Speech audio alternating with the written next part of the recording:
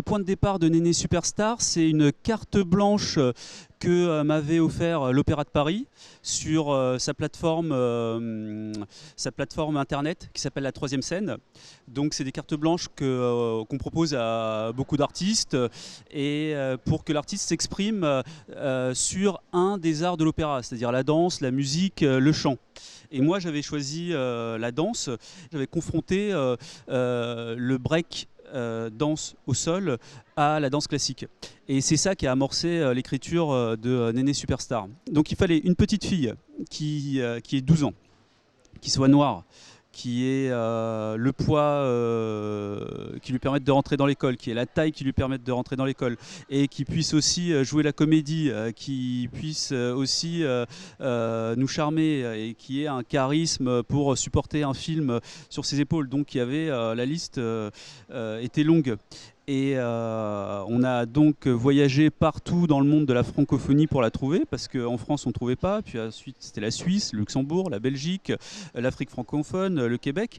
Et au-delà de 8 ans, il n'y avait pas de petites filles noires avec un très haut niveau de danse. Il y avait comme un plafond de verre qui les empêchait de passer le cap des 10-11 ans et les concours des grandes écoles. Voilà. Et puis finalement on a trouvé Oumi qui elle est encore dans ces réseaux-là, mais c'était vraiment la seule.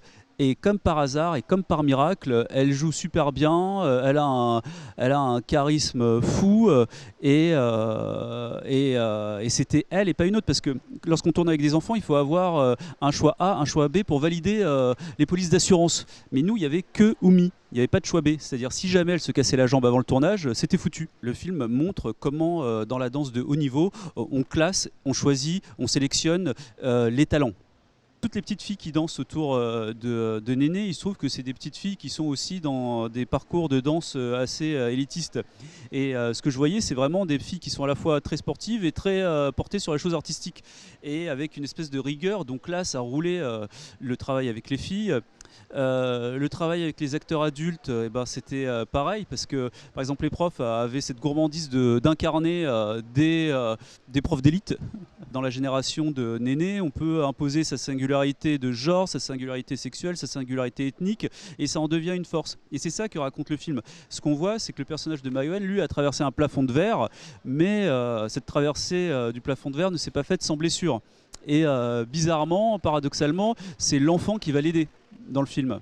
Et à l'instar de Néné, il faut oser accomplir ses rêves.